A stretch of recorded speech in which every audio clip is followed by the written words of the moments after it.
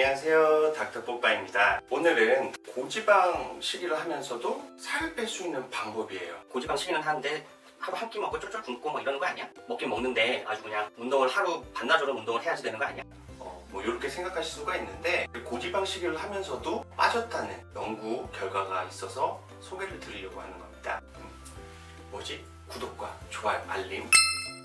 이런 고지방 식이를 즐겨하시는 분들이 있을 거예요. 칼로리 과다 소치로 인해서 살이 찌게 마련. 이렇게 고지방 식이를 하면서 이렇게 살이 찌신 분들 같은 경우에는 근손실도 덤으로, 또한 대사질환이나 심혈관 질환 이로 인해서 사망률 증가까지 아주 무시무시한 비만. 그런데 바로 오늘 이것을 섭취를 하게 되면은 체중 감소는 물론 근손실 예방까지 된다고 합니다. 끝까지 지켜봐 주시죠.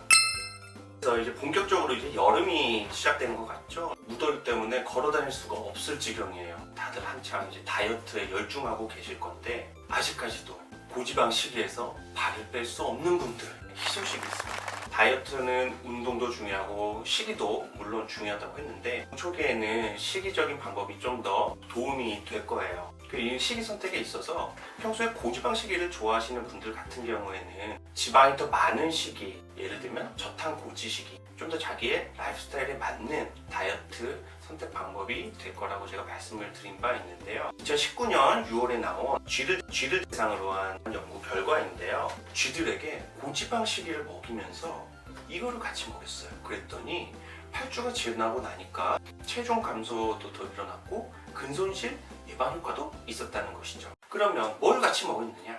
바로 오메가3입니다.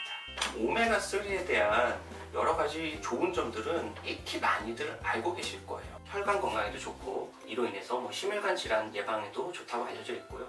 암, 당뇨, 치매 좀 일부 부분에서는 좀 논란의 여지가 있는 부분도 있어요. 그 밖에도 인슐린 저항성을 낮춰준다든지 지방 산화를 촉진해서 지방 축적을 억제를 해준다든지 고지혈증 개선에 도움이 된다고 또 알려져 있죠. 그래서 병원에서는 실제로 처방을 하기도 합니다. 노화암에 있어서 근손실이 계속 오게 되는데 이거를 장기적으로는 예방을 해준다는 연구 결과도 있어요. 오늘 주목해야 될 것은 바로 고지방 식이와 같이 했을 때 체중 감소 효과가 있고 근손실을 억제해준다라는. 그래서 이 오메가3라는 게 뭐죠? 다 불포화 지방산이에요. 아마씨도 있고 치아씨도 있고 어유를 통한 오메가3, 단 불포화 지방산도 있어요. 올리브유라든지 해바라기 씨유, 포도 씨유. 단 불포화 지방산 같은 경우에는 좋긴 좋지만 과다 섭취할 경우에는 칼로리 과잉이 될 수 있다는 점이 있기 때문에 유의하셔야 됩니다. 어유에서 많이 이제 오메가3를 추출해서 먹고 있기 때문에 이제 오메가3 하면은 피쉬 오일이다 라고 생각하고 있는 경우가 많이 있겠죠. 실제로 미국에서도 한 80% 이상 정도를 생선 기름에서 추출한 오메가3를 섭취를 하고 있다고 해요. 그리고 또 주요 성분이 있죠. 바로 EPA라는 것과 DHA라는 거예요. 실제적으로 EPA와 DHA 함량이 얼마가 되는지도 굉장히 중요합니다. 오메가3 캡슐이 가지고 있는 지방량 중에서 EPA와 DHA가 이게 순도가 높은 걸수록 좋다고 보면 돼요. 그만큼 이제 정제가 또 잘 됐다는 뜻이겠죠. EPA와 DHA 소스는 조류나 미세 조류에서 기인을 하는데 이게 눈에 안 보이는 거죠. 이걸 이제 물속에서 살고 있는 생선이 먹든지 해양 동물들이 이렇게 먹어가지고서는 이게 몸에 축적이 되는 거죠. 그 축적된 거를 이제 우리가 뽑아내서 이제 이렇게 약을 만드는 것인데 이렇게 뽑아내는 과정에서 중금속들도 같이 농축되는 경우가 있기 때문에 이런 것도 그런 이슈들이 없는 제품인지 꼭 확인을 해야 되는 부분이 있습니다. 생선 기름을 통한 오메가3에서는 이런 이슈들은 많이 줄어들었다고 보시면 되겠고요. 근데 EPA 같은 경우에는 청어에서 많이 이제 함유가 되어 있다 그러고 DHA 같은 경우에는 청어나 대구 아니면 연어 이런 데에 많이 들어있다고 합니다. 그래서 이런 알약 형태가 아닌 음식을 통해서 섭취를 하려고 하면은 이런 음식들을 섭취를 하면 되겠죠.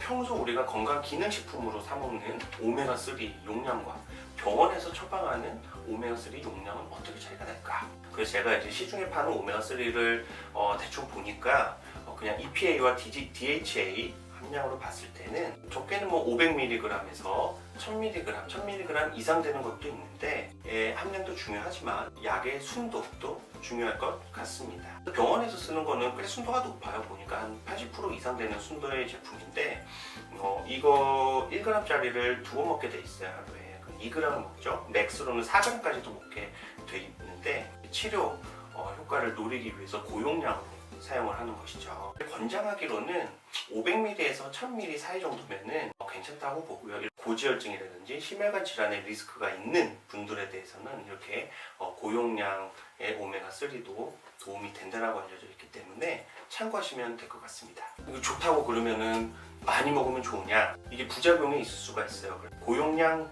복용 시에 토할 것 같은 미식거림, 오심이나 구토, 소화 불량감 같은 소화기 계통에 좀 부작용이 있을 수가 있기 때문에 관련된 질환이 있지 않은 이상 고용량을 섭취하는 거는 득보다는 어떻게 보면 좀 생활에 불편한 실이 더 많을 수도 있을 거라 생각되기 때문에 적정 용량을 드시는 게 나을 것 같습니다. 오메가3를 드실 때 주의할 거는 보관 방법이죠. 산화가 잘 된다라고 돼 있잖아요. 그렇기 때문에 차광이 되는 온도와 습도에도 굉장히 민감해요. 주의하셔서 보관하시고 잘 섭취하시면 좋은 효과가 있을 것 같아요.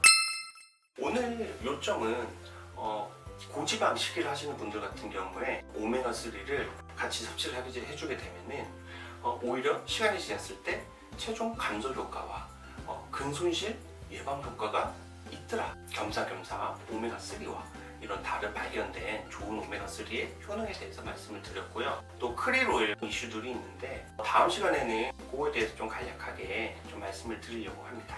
감사합니다. 굿바이.